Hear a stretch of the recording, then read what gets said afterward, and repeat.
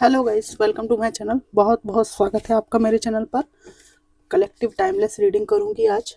आपके ससुराल वाले क्या ओपिनियन रखते हैं आपके बारे में, क्या सोचते हैं ये लोग आपके बारे में। Divine ancestor master spirit guide, please messages को निकालने में मेरी हेल्प कीजिए। मेरे व्यूअर्स के जो भी ससुराल वाले हैं वो इनके बारे में क्या सोचते हैं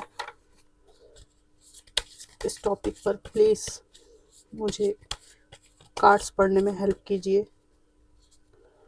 गुरुदेव भगवान प्लीज़ हेल्प कीजिए। Divine angels spirit guide, please मेरी हेल्प कीजिए आज की रीडिंग को करने में। Thank you, thank you, thank you divine. Oh my god, queen of swords पहला ही कार्ड आ गया है। जस्टिस,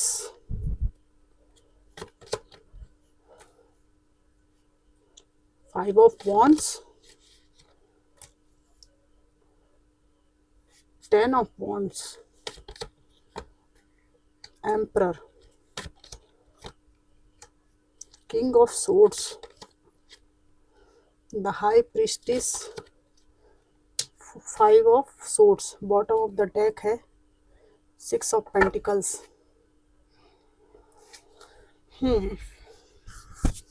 क्या सोचते हैं आपके ससुराल वाले?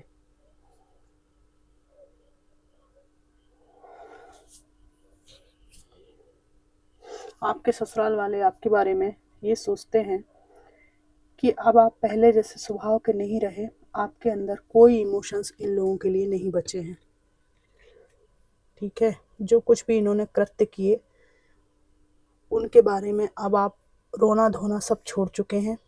आपको हर चीज़ का जवाब चाहिए, हर चीज़ का हिसाब चाहिए, और आपकी चिंतन प्रक्रिया को बहुत स्ट्रांग देखते हैं ये। इनको लगता है अब आपसे छेड़खानी ठीक नहीं होगी, क्योंकि अब आप भी मुंह खोलने लगे हैं और आपको भी सवाल जवाब करना आता है।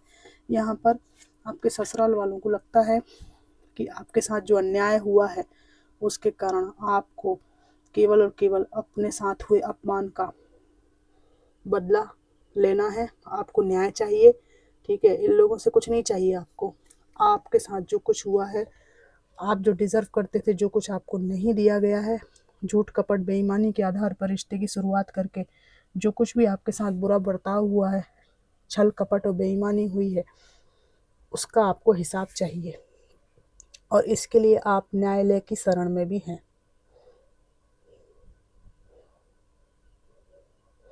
किसी का कानूनी दाव पेंच है तो उसमें भी आपको जस्टिस चाहिए। इस कानूनी दाव पेच में भी कुछ बेईमानी आपके साथ हुई है, लेकिन अभी आप डटे हुए हैं और आपको जस्टिस चाहिए। आपके ससुराल वाले आपके बारे में बहुत ज़्यादा गॉसिप करते हैं। ठीक है, और ये ग्रुप में 4-5 लोग हो सकते हैं, और इनको लगता है कि मर जाएगा या मर जाएगी बोझ ढोते ढोते, लेकिन झुकेगी नहीं या झुकेगा नहीं, है ना। आप बहुत हार्ड वर्किंग हो, इस बात को इनको रो रो कर स्वीकार करना पड़ गया है। यहाँ पर आपके ससुराल वाले ये सोचते हैं कि इनका बेटा या बेटी अगर इतना अहंकारी और घमंडी रहा है, इसकी बहुत इज्जत है और बहुत तीस मार खां है, तो आप भी जो है कोई कम नहीं हो, आप भी इनको टक्कर देने लगे हो, है ना। इस इंसान ने आपको बहुत ज़्यादा डोमिनेट किया है, और आपके ससुराल वाले ये सोचते हैं कि हमारे भाई के योग्य या हमारी बहन मतलब हमारी बेटी के मतलब बहुत हायर पर्सपेक्टिव हैं, और आप इनको डिज़र्व नहीं करते थे। तो आपने इनको बता दिया है कि ऐसा कुछ भी नहीं है कि आपके बेटा या बेटी में कोई हीरे मोती जड़े हैं। हमारा भी बहुत हायर पर्सपेक्टिव है, और हम किसी मामले में आपके बेटा बेटी से कम नहीं है। एक्चुअल में आपका ये बेटा बेटी महाघटिया और टॉक्सिक है। तो आप हाई प्रिस्टिस की एनर्जी में हैं। आपके ससुराल वालों को बहुत जिज्ञासा होती है आपके बारे में कि आखिर आप कर क्या रहे हैं। इनको मालूम है कि शुरू से आप इनके जो बेटा या बेटी हैं उनसे अधिक पढ़े लिखे, अधिक नॉलेजेबल और देखने में, आचार विचार में भी कहीं बेहतर शुरू से ही थे, लेकिन इन्होंने आपकी पर्सनालिटी को दबाने की कोशिश की है सबने मिलके। और आप अपनी शिक्षा को पूरा करने में शुरू से इंटरेस्टेड रहे हैं। उल्टा इस रिश्ते में जुड़ने के बाद आपकी पर्सनालिटी गिरी है, ग्रोथ गिर गई, ठीक है। तो उस चीज़ को आप निश्चित रूप से आप पूरा कर रहे होंगे, ये लोग ऐसा सोचते हैं, ठीक है। क्योंकि बहुत ललक थी आपके अंदर अपनी स्किल पे काम करने की, अपने टैलेंट पे काम करने की, पर इनके जो परिवार में जाते ही आपकी ज़िंदगी बिल्कुल बर्बाद हो गई। आपके ससुराल वाले, कलेक्टिव रीडिंग है, किसी के लिए कोई बात हो सकती है, किसी के लिए कोई हो सकती है। जहाँ भी आपने अपने पर्सन के द्वारा चीटिंग किए जाने की परिस्थिति का सामना किया है, वहाँ पर आपके ससुराल वाले सोचते हैं कि गलत तो इनके बेटे या बेटी ने किया है आपके साथ, दुखी तो आपको किया है। यहाँ पर फॉर सम ऑफ यू इस पुत्र ने या पुत्री ने जो कृत्य किया है थर्ड पार्टी का, इसमें ये परिवार वाले भी शामिल हैं। इधर आपने अपने पर्सन से दूरी बनाई वैचारिक मतभेद के कारण, कुछ इश्यूज़ के कारण, और इधर इन्होंने उनकी कहीं और सेटिंग जमा दी, क्योंकि वो इनके कल्चर, इनके हिसाब से थे वो पर्सन, वहाँ इनके परिवार को ज़्यादा फ़ायदा हो रहा था। तो इन्होंने खुद चूज़ करवाया है इस व्यक्ति को, इस पर्सन से मिलवाया है। यहाँ पे मुझे ऐसा भी केस दिखता है कि आपके किसी फ्रेंड या रिश्ते में कोई हैं या जिनको आप जानते हो, इधर आपका डिवोर्स कंटिन्यू था, केस चल रहा था, इसी दौरान इन्होंने उस महिला से या उस पुरुष से इनकी मैरिज फिक्स कर दी। वो मेल या फीमेल या तो विडो थे या उनका भी कहीं डिवोर्स हुआ था, ऐसा कुछ बात है। तो इन्होंने जो डिवोर्स पर्सन है या जो सिंगल रह गए अपनी लाइफ में, उनका भार इनके ऊपर ना पड़े, मतलब आपके ससुराल वालों के ऊपर उस बहू का भार ना पड़े। जेंडर वाइज आप चेंज कर लीजिएगा जेंडर, इसलिए अपने बेटे को उनके साथ बांध दिया और उनकी जिम्मेदारी से मुक्त हो गए, क्योंकि इनके बेटे भी कोई बहुत होनहार नहीं है, इनकी बेटी भी कोई बहुत देवी नहीं है। तो इनने सोचा इनको इनसे बांध दो, इनको इनसे बांध दो, इनसे इनका काम चलेगा, इनका इनसे चलेगा, और आप जो है चली गए हो ज़िंदगी से, केस लगी गया है। तो ऐसे करके इन्होंने एक तीर से 3-4 निशाने साधे। दूसरी बात, प्रॉपर्टी का भी कुछ मामला है, जिसकी वजह से इन्होंने अपनी ही बहू से आपके जो पर्सन है उनकी शादी कर दी, आपकी देवरानी से या परिवार में किसी मेल से बेटी की शादी कर दी। जैसे ही आप अलग हुए इनसे, कुछ तो यहाँ पर खिचड़ी पकी है। तो आपके ससुराल वालों को ऐसा लगता है कि अब आप ये सब जानते हैं, ठीक है, और अभी आपका ऐसा कहना है, आपका सीधी सा बात है कि भाई मेरे साथ तुमने जितना निकृष्ट करना था कर चुके, ठीक है। सामाजिक मर्यादा भी कई जगह तोड़ी गई है, जो सामाजिक एक लिमिट बनाई गई है ना, कि आप यहाँ यहाँ यहाँ रिश्ता नहीं कर सकते, उसको भी तोड़ा गया है। तो आपके नाराज़गी की वो सीमा है यहाँ पर। आपके ससुराल वाले ये सोचते हैं कि आपने ऐसा भी चमकाया है कि भैया हो गया ना, दिखा दिया ना रूप अपना, ठीक है, मेरे से हो गया आपका अलगाव, अब तुम अपनी माँ से शादी करो, अपनी बहन से कर लो, अपनी भाभी से कर लो, किसी से भी कर लो, क्योंकि निकृष्ट व्यक्ति का विवेक खो जाता है। तो आपने गुस्से में इस तरह के शब्द बोले हैं। मुझे कोई फ़र्क नहीं पड़ता, आप किसी से भी शादी कर लो, क्योंकि जब आप अपने भाई की छोटी भाई की पत्नी से शादी कर सकते हो, ठीक है, मतलब भाई की पत्नी का भरण पोषण करने के लिए, है ना, उसको मतलब आप जेठ बन के नहीं पाल सकते, उससे शादी करना ज़रूरी है। या भाई के बच्चों का भरण पोषण करने के लिए आपको उनका बाप बनना ज़रूरी है। ताऊ बन के, चाचा बन के, चाची बन के आप भरण पोषण नहीं कर सकते। तो ये सब चमड़ी के खेल हैं, सुंदर शब्दों की आड़ में चमड़ी के खेल छुपे हुए हैं। तो आपने इस मुद्दे को उठाया है इसके बाद से कि भाई तुम्हें अपने भाई के बच्चों का भरण पोषण करने के लिए क्या उसकी भाई की बीवी में घुसना ज़रूरी था, या तुम्हें अपने बहन के बच्चों का भरण पोषण, बहन चली गई थी, ख़त्म हो गई थी, तो उसके बच्चों का भरण पोषण करने के लिए तुम्हारे जीजा जी में घुसना ज़रूरी था। इस तरह की आपने यहाँ पे खरी खोटी यहाँ पे अपने ससुराल वालों को सुनाई है कि तुम जैसे निकृष्ट लोग मैंने आज तक नहीं देखे। तब से ये लोग थर थर काँप रहे हैं आपसे। और इसके बाद ये कृत्य करने के बाद ये आपसे अपने नाती या पोते की मांग करते हैं। तो आपका ये कहना कि भाई अब जिनको आपने अपने बाप का नाम दिया है, माँ का नाम दिया है, उनको पालो पोसो, उनका भरण पोषण करो। अब इस बच्चे को तो मैंने भाई करा है, जैसे भी मैंने सहारा बनाया अपना, ठीक है, अपनी ज़िंदगी आपने बना ली, उसके बाद मेरा सहारा भी आप छीनना चाहते हो। तो आपने उठा लिए सोर्स और आपने कहा भैया काम से काम रखो अपने, है ना, हमारी भी एक ज़िंदगी है। और काहे के पिता, काहे की माँ, जब तुम्हें इतनी पुनर्विवाह करने में रुचि है, इतनी जल्दी है तुम्हें बार बार पुनर्विवाह करने की, तो स्वयं सिद्ध है कि आपको बच्चों में कोई इंटरेस्ट नहीं है। आपको दूसरे के बच्चों को भरण पोषण करने में, उनके सामने धर्मात्मा बनने में, उद्धारक बनने में अधिक रुचि है। तो आप उन्हीं का फिर कर लीजिए ना भरण पोषण। एक्चुअली क्या होता है इस संसार में, इंसान जो मिला हुआ है उसको अपने महानता के अंश नहीं दिखाता। जो नहीं मिला हुआ है, जिससे आकर्षण है, उसके सामने महान बनने की कोशिश करता है। जो मिला हुआ है उसके सामने तो वो अपनी सारी निकृष्टता बताता है। आप मिले हुए थे तो निकृष्ट रहे आपके साथ, दूसरे के सामने बड़े धर्मात्मा।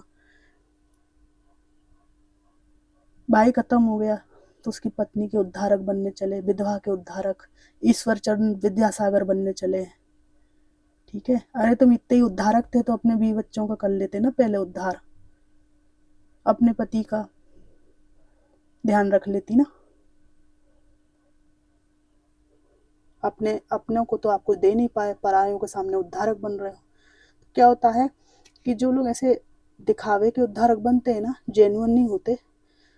अब आपने किसी का विधवा का उद्धार कर दिया, उसको अपना लिया, उसके बाद वो विधवा नहीं रही, वो मैरिड हो गई, तो आपका जो उद्धारक बनने का जो रस था वो कुछ दिन तो चलता है, उसके बाद फिर वो आनंद खत्म हो जाता है। फिर आप अपनी असली हैसियत में आते हो, असली औकात पे आते हो। फिर आपको अपनी पुरानी जो रक्त संबंध है, जो संतान उसकी याद आती है। अब आपको अपनी पूर्व पत्नी से, पूर्व पति से अपने बच्चे चाहिए। मतलब तुम कर क्या रहा है यार जिंदगी में? कैसी जिंदगी? आदमी हो कि पजामा हो? महिला हो कि चंडी का वो हो, चंडाली हो क्या यार तुम? तो इस तरह का ये कचरा करने के बाद इस व्यक्ति का कोई उद्देश्य नहीं है, इस महिला का कोई उद्देश्य नहीं है, केवल आपकी पीसफुल लाइफ को, आपके बच्चे और आपकी पीसफुल लाइफ को खराब करना इसका उद्देश्य है। ये फालतू इंसान है, इस पास कुछ काम नहीं है। ओल्ड एज की तरफ अग्रसर ये व्यक्ति अपने ईगो में पूरी जिंदगी गुजार दी है। ये दोनों कार्ड कोई बहुत यंग एज के व्यक्ति के हैं क्या? उम्र धीरे धीरे ढलने वाली है, लेकिन जागृति नहीं कि मैं क्या कर रहा हूँ, क्यों कर रहा हूँ, कहाँ जाएगा ये सब, है ना। अपना आत्ममूल्यांकन नहीं करना, दूसरों पे दोषारोपण करना।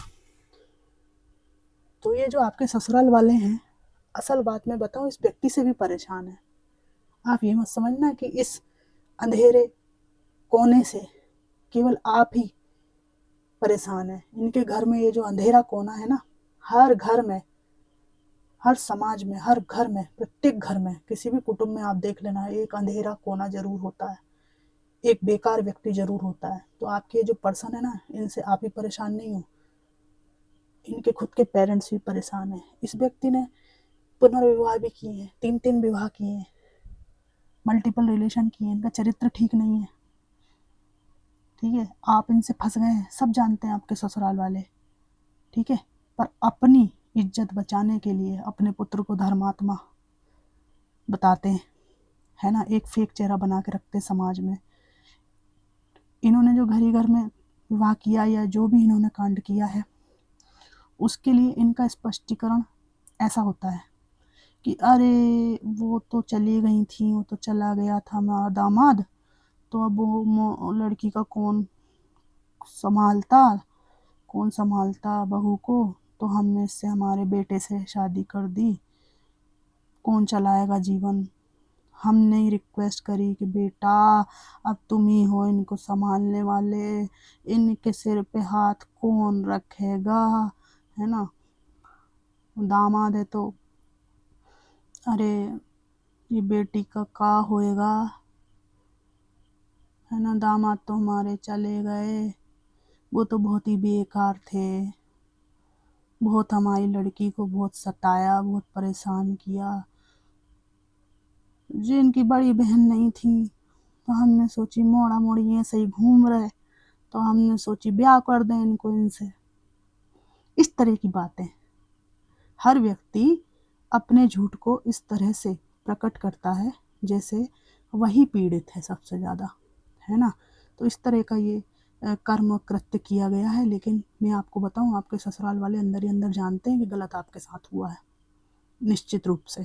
ठीक है, आपके ससुराल वाले ये भी सोचते हैं आपके बारे में कि आप अपने को इतना सक्षम बनाने के चरण पर हैं कि आप इनसे हक मांगते मांगते थक गए, पर अपने आप को इतने कैपेबल बना रहे हैं आप कि दूसरों को आप हेल्प कर देंगे।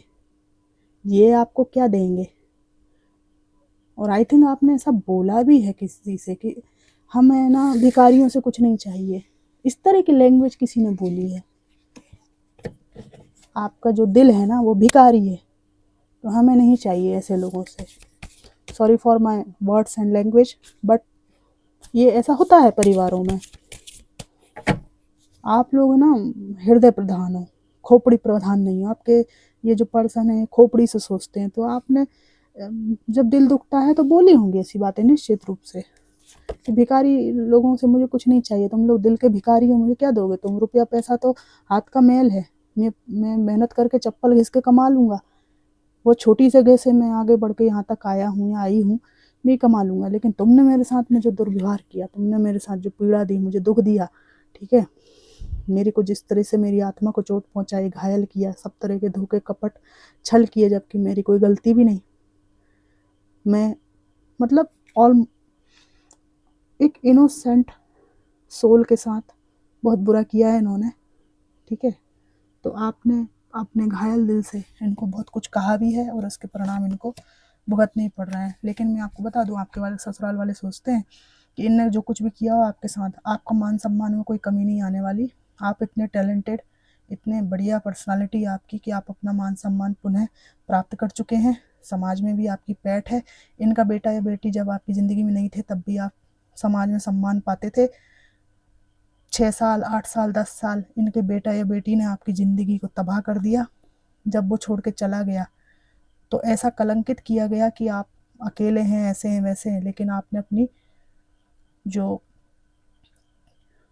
जो कुछ भी आपकी वैल्यू है उसको फिर से क्रिएट किया है, दिखा दिया है कि एक छोटा सा मेरे जीवन में एक पड़ाव आया जिसमें मेरी ज़िंदगी को बिल्कुल बर्बाद कर दिया तुम लोगों ने। लेकिन मुझे देखो, तुम्हारे जैसे लोगों को मैं कुछ नहीं समझता हूँ, कुछ नहीं समझती हूँ मैं। पहले भी मेरा नाम राम श्याम गीता सीता था, ठीक है। बीच में तुम्हारा बेटा या बेटी मेरी ज़िंदगी में आए, तब भी मेरा नाम राम श्याम सीता गीता था, आज भी मेरा वही नाम है। बस तुम लोगों ने टैग लगा दिए मेरे ऊपर कि मैं बुरा हूँ या अच्छा हूँ, बुरी हूँ या अच्छी हूँ। मैं पहले भी वही थी, मैं आज भी वही हूँ। बस बीच में एक पड़ाव आ गया जिसमें तुम लोगों ने मेरे को मानसिक रूप से, शारीरिक रूप से अपंग बनाने की कोशिश करी। और गॉड की ब्लेसिंग्स है, मेरा सेल्फ कॉन्फिडेंस है, जिसकी वजह से मैं बाहर निकल आई। ये सब आपके द्वारा दिए गए चैलेंज हैं आपके ससुराल वालों को, जो इनको समझ में आते हैं आपकी पर्सनालिटी से। मैं इस स्थिति में डिवाइन के संदेश जरूर देखना चाहूँगी कि परमात्मा, गॉड, एंजल्स आपको इस परिस्थिति में क्या कहना चाहते हैं। Divine, ancestor, master, spirit guide, please messages को निकालने में मेरी हेल्प कीजिए।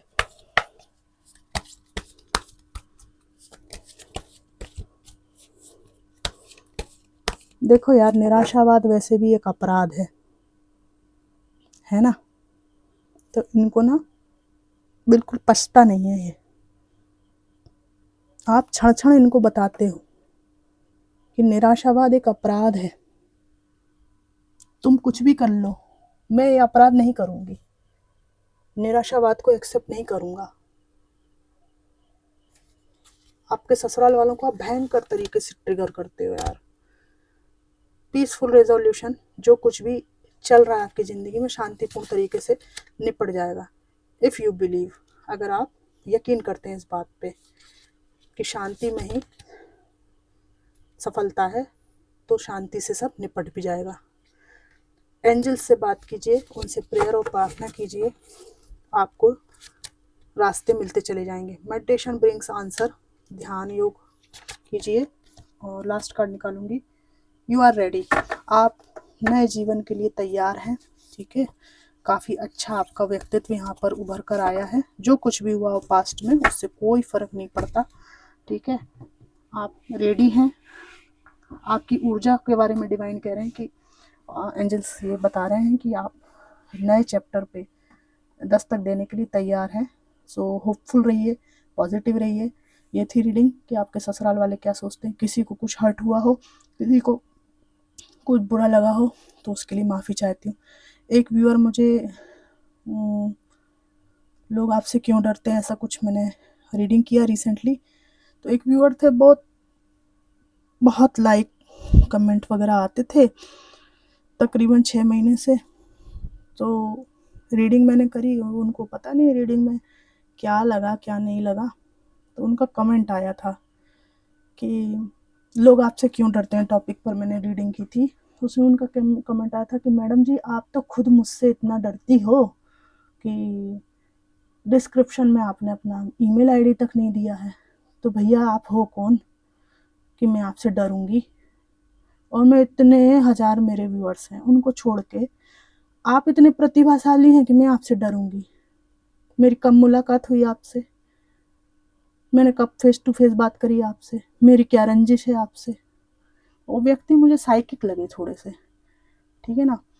तो आप ना जो भी व्यक्ति है, पहले स्वमूल्यांकन करो कि हम कहीं खसके हुए तो नहीं है, चटके हुए तो नहीं है कहीं।